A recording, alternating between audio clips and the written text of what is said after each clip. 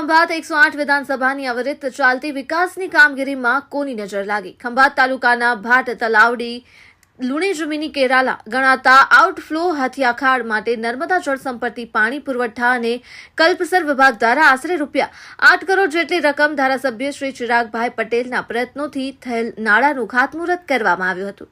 સમય અનુસાર આ હાથિયાખાડના નાળા માટે કામકાજ પણ ચાલુ કરી દેવામાં આવ્યું હતું, પરંતુ કહેવાય છે કે કોન્ટ્રાક્ટર દ્વારા માલ સામાનમાં મિલીભગતને લઈ આ નાળાનો સ્લેબ તૂટી પડ્યો હતો અને કામ કરતા મજૂરો પૈકી એક મજૂરનું મોત થવા પામ્યું હતું. ત્યારે છેલ્લા ઘણા સમયથી નાળાનું કામકાજ બંધ હોવાથી ખંભાતથી તારાપુરને જોડતો ધોરીમાર્ગ બંધ કરી દેવામાં આવ્યો છે.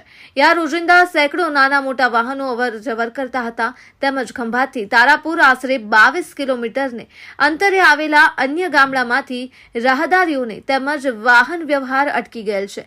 નાળાનું કામકાજ સમયસર થતું ન હોવાના કારણે ખંભાતથી અમદાવાદ તરફના મુસાફરોને પારાવાર મુશ્કેલીનો સામનો કરવો પડી રહ્યો છે. ડાયવર્ઝન દ્વારા સોખડા થઈ જીણજથી તારાપુર જવું પડે છે, તો શું તંત્ર દ્વારા કોઈ પણ જાતની કામગીરી કરવામાં આવશે કે કેમ?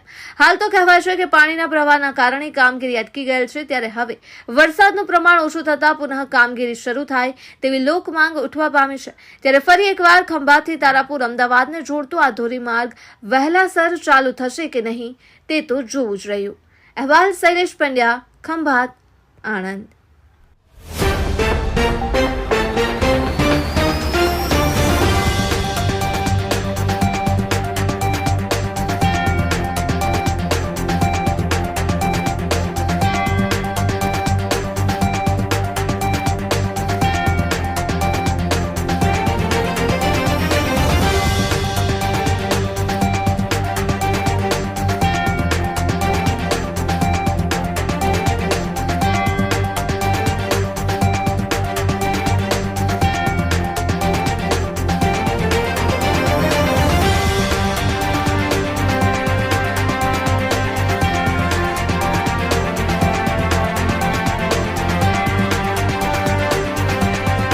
ખંભાતના તમામ નગરજનોને 15મી ઓગસ્ટ સ્વતંત્ર દિવસની ખૂબ ખૂબ શુભેચ્છાઓ.